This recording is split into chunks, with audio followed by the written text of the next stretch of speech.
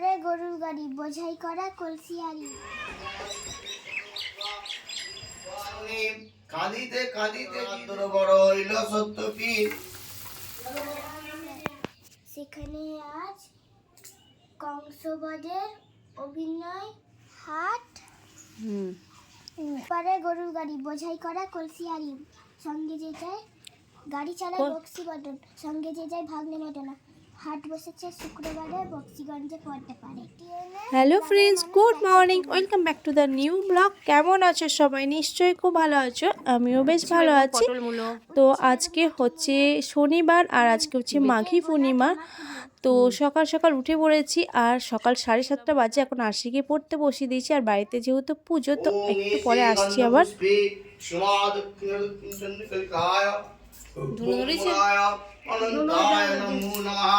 ওম এরে সুমা দক্ষিণেশ্বর বাবা দেবী বানমা। ওম এতে গন্ধ পুষ্পে সুমা দক্ষিণ। কাজটা শুধু দুটোই ডাঁটা হয়েছে, ওইখানে একটা এখানে একটা ডাঁটা, আর হয়নি। না হয়েছে, এইখানে একটা সরু পাড়া হয়েছে, কুয়াশার জন্য সব নষ্ট হয়ে গেল। মা গো, দুটো ডাঁটা বেরিয়ে কী হবে? এইখানে একটা হয়েছে কুচি পাড়া, এটা বড় হবে। এইগুলো ফুলগুলো সব, এগুলো ফুলগুলো তুমি ছিঁড়েছ? ফুলগুলো ফুলগুলো থাকলে ডাঁটা হতো তো এখানে।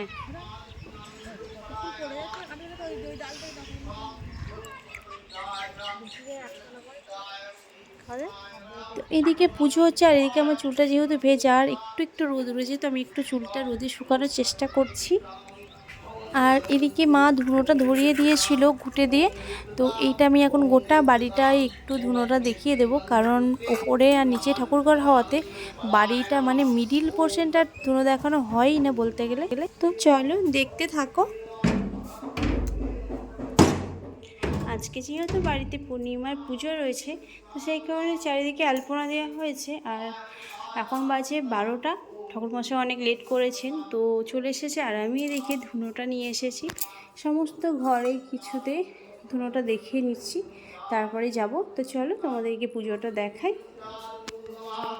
তো নিচের সমস্ত ঘরগুলোকে ধুনো দেখিয়ে আমি ওপরে চলে এসেছি। আর ধুনোতে একটু কর্পূর দিয়ে দিয়েছি, যার কারণে গন্ধটা বেশ সুন্দর লাগছে আমার।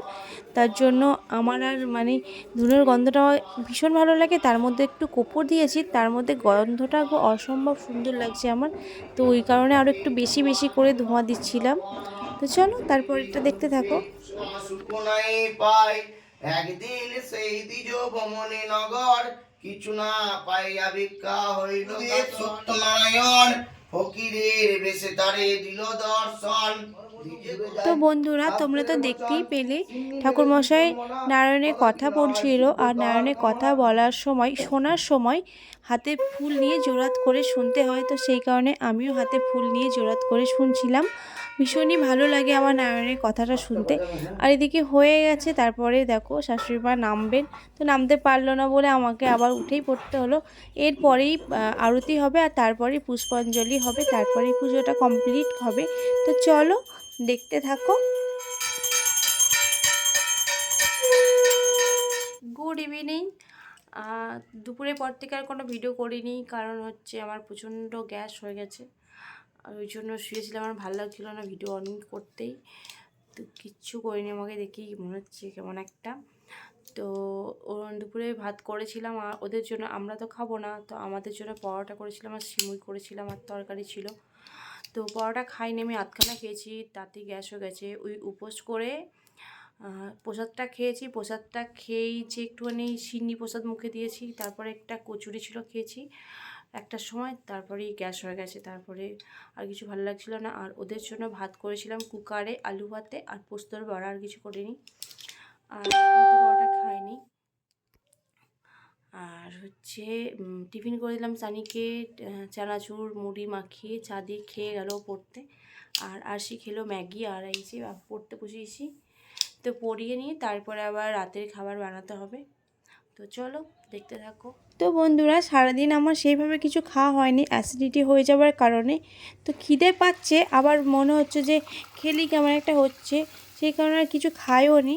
আর এদিকে সানি বলেছিল যে কালকে যেহেতু আলুরদম করেছিলাম, তো আলুরদম দিয়ে লুচিটা খেতে ওর ভীষণ ভালো লাগে। তো ভেবেছিলাম ডালিয়া করব, তো মা বললো লুচি খাবো, আর সান বললো লুচি করোনি, তো সেই কারণে লুচি হয়ে গেল। কি করব দেখি আমি কি খাই, আমার কোনো খাওয়ার ঠিক নেই। তো ওদের জন্য লুচিটা করলাম। আরশিও লুচি খেতে ভালোবাসে, তোমাদের দাদাভাইয়ের তো কথাই নেই। এই যে করেছিলাম হচ্ছে লুচি, আর এই যে করেছিলাম লুচির সঙ্গে আলু টমেটোর তরকারি।